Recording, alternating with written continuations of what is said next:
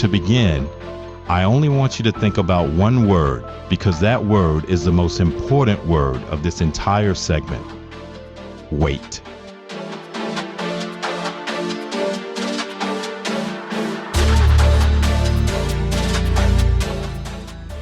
Devin Haney just took his first official loss at the hands of Ryan Garcia on April 20th, 2024. Ryan Garcia did not make the official weigh-in limit of 140 pounds. Devin Haney weighed in at 140 pounds and Ryan Garcia weighed in at 143 pounds. Ryan Garcia paid 7 figures to Team Haney for the 3-pound discrepancy.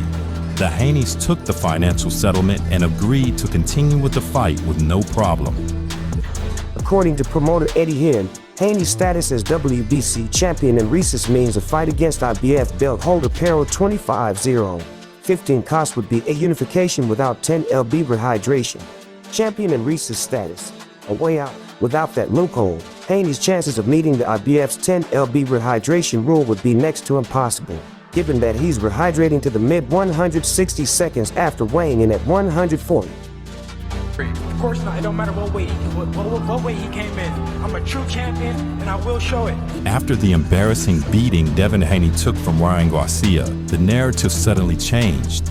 Devin Haney mentioned the word weight multiple times post-fight, alluding to the idea that weight was the reason he lost. As much weight as Haney puts on after weighing in, he should be up there with 154-pounders like Sebastian Fundora, Virgil Ortiz, and Terrence Crawford. It's understandable why Haney doesn't choose to compete in that division, because life would be hard for him fighting those killers. Many fans and sports analysts began to even say that Ryan Garcia cheated, or Ryan Garcia had an unfair advantage.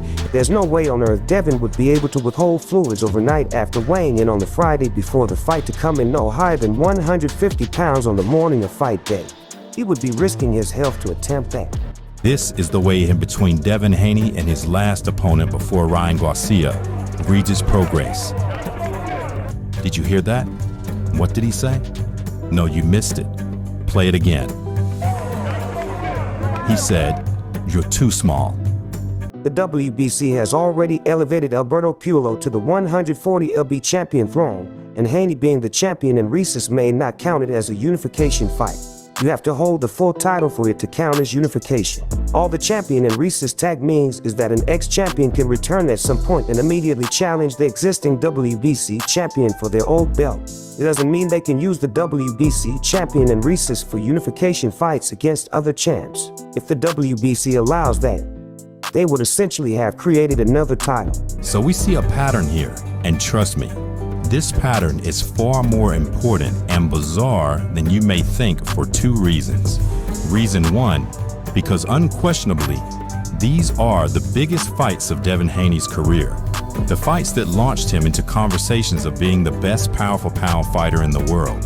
The conversation of being the best fighter in the world according to his father, Bill Haney. That was true. If Haney can avoid the IBF's rehydration rule for the Pero fight, he'll be in good shape to unseat the new 140 lb champion potentially.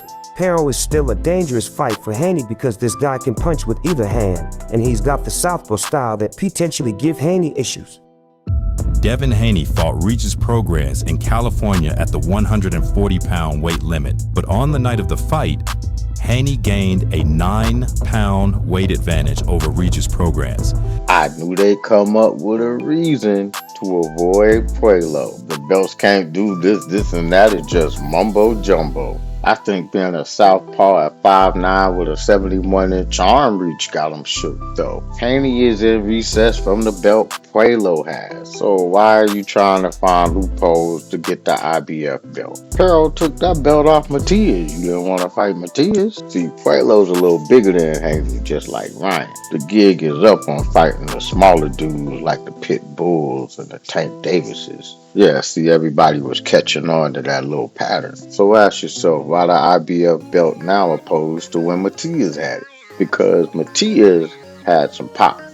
Pero doesn't. And as you can see, Pero is exactly Haney's same size, for the most part, which makes Liam Pero a Devin-sized Lomachenko with less skill. The advantage that Haney will still have in this fight is How much does Haney rehydrate to? Basically, Haney found a loophole to do the exact same thing that Ryan Garcia did to him. But he's been doing it. Only it's not called cheating until it's done to him. Weird.